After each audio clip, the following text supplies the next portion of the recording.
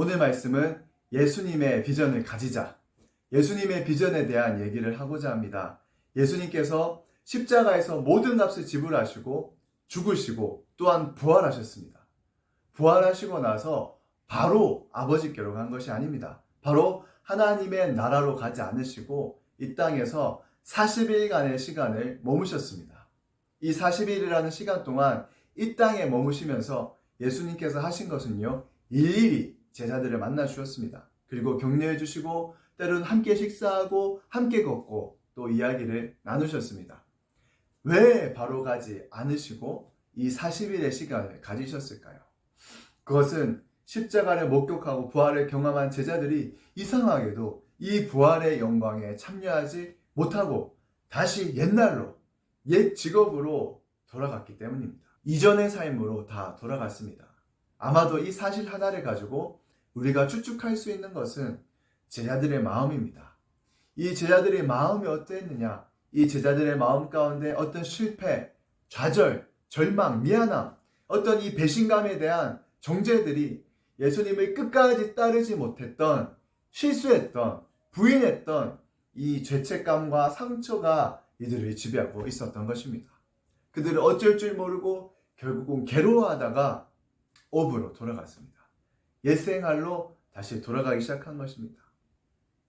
예수님은 그냥 제자들을 떠나지 않으셨습니다. 포기하지 않으셨습니다. 우리는 여기에서 크게 두 가지를 알 수 있습니다. 배울 수 있습니다. 사람은 아무리 믿음이 좋은 사람이라도, 아무리 성령 체험하고 은혜 받았다 할지라도 우리는 실패하고 또 실패하고 넘어질 수 있구나, 또 뒤돌아설 수 있구나, 그런 존재구나라는 것입니다. 우리가 아무리 헌신했고 주님을 위해서 생명을 걸었다고 수없이 외쳤지만 어느 순간 우리도 알지 못하는 어떤 이 좌절감, 절망감, 어떤 이 실패와 상처를 안고 주님을 떠날 수 있구나 하는 것을 우리는 배울 수 있습니다. 또 한 가지는 그럼에도 불구하고 우리 주님은요, 우리를 포기하지 않으신다는 것입니다. 끝까지 우리를 떠나지 아니하신다는 것입니다. 우리는 주님을 버리고 우리는 주님을 멀리 할지라도 주님은 우리를 떠나지 않으신다는 것입니다. 아멘. 우리는 이거를 배웁니다.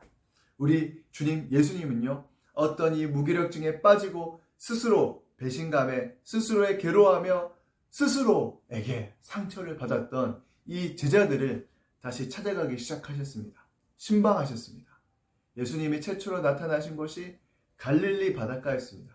거기에는요, 베드로가 있었고 제자들이 있었습니다. 밤이 맞도록 베드로와 제자들은 고기를 잡습니다. 하지만 한 마리도 잡지 못하고요, 그들은 밤새 허비합니다. 허탈한 마음으로 다시 배를 돌려 돌아오고 있습니다. 예수님이 바로 그 해변가에 서 계셨습니다. 고기 한 마리도 잡지 못하고 돌아온 제자들에게 질문합니다. 얘들아, 고기를 잡았냐? 베드로는요, 아무 생각 없이 답합니다. 한 마리도 못 잡았습니다. 그때 베드로는요, 언뜻 스쳐가는 생각이 있었습니다.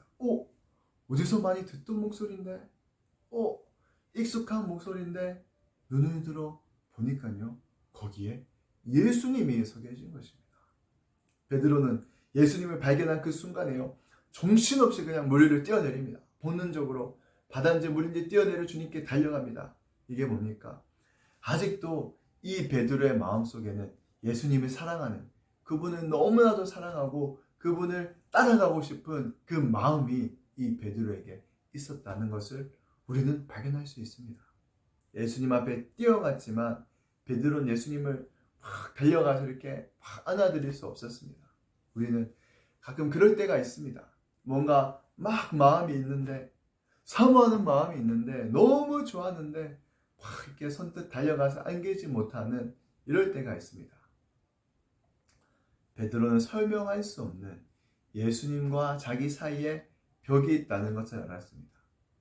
주님! 하고 뛰어서 갔는데 주님의 품 안으로 막 달려가지 못하는 거죠. 다시 뒤로 물러설 수밖에 없는, 그냥 어떤 뭔가 자기도 모르는 뭔가 어떤 서먹감이, 거리감이 느껴지는 것입니다.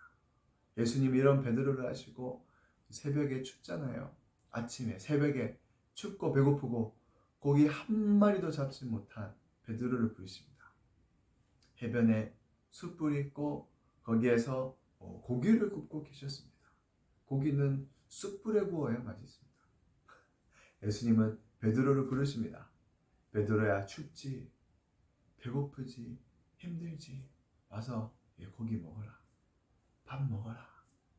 베드로는 이 예수님의 초청에 예수님께로 다시 다가갑니다.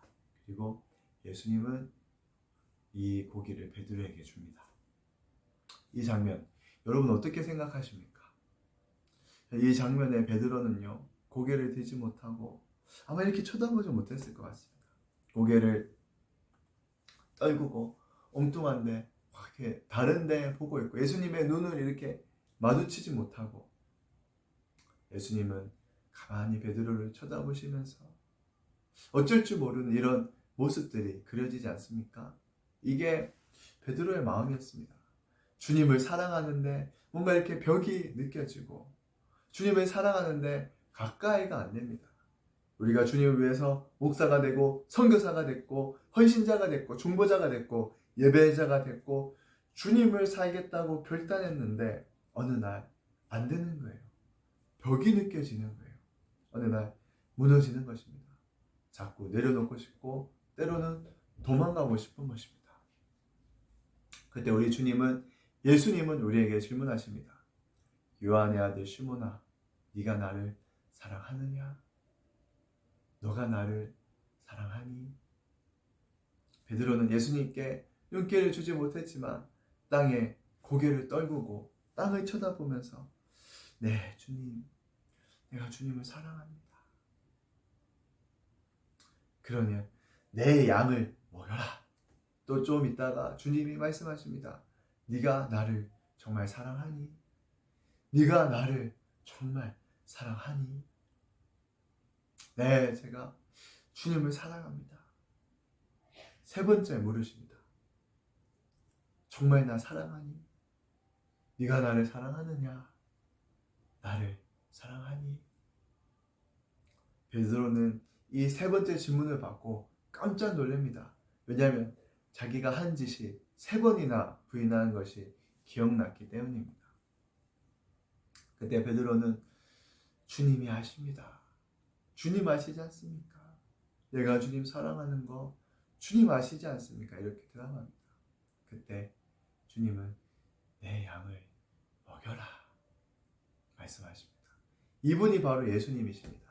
이 예수님이 너무 좋습니다. 배신하고 죄 가운데 스스로 상처받고 돌이킬 수 없는 이런 사람에게 주님은요, 신방 오시는 것입니다.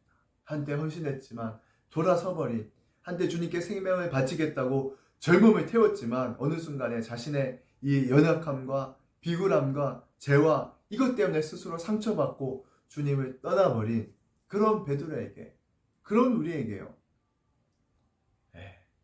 왜 이렇게 주님이 좋으면서도 주님이 너무 좋은 것입니다.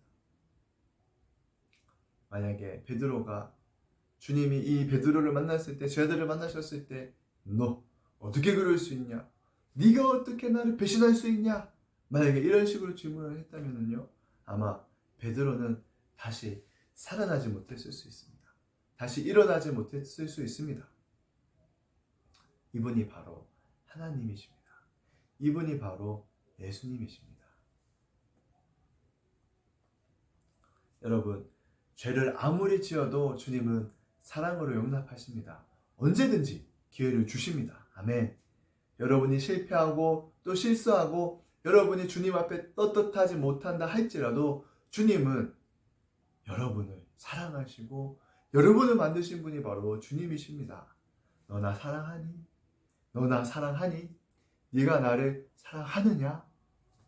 여러분, 가룟 유다처럼 알면서 강팍하게 자기 길을 결정하면 안 됩니다. 주님의 그 사랑의 손길을 우리가 붙잡아야 합니다. 그 말에 베드로는 다시 살아나기 시작했습니다. 회복하기 시작했습니다. 예수님이 40일 동안 바로 천국으로 아버지 곁으로 가지 않으시고 이 땅에 남으신 까닭이 그 40일의 시간을 가지신 이유가 무엇입니까? 바로 회복입니다. 제자들을 회복시키신 것입니다.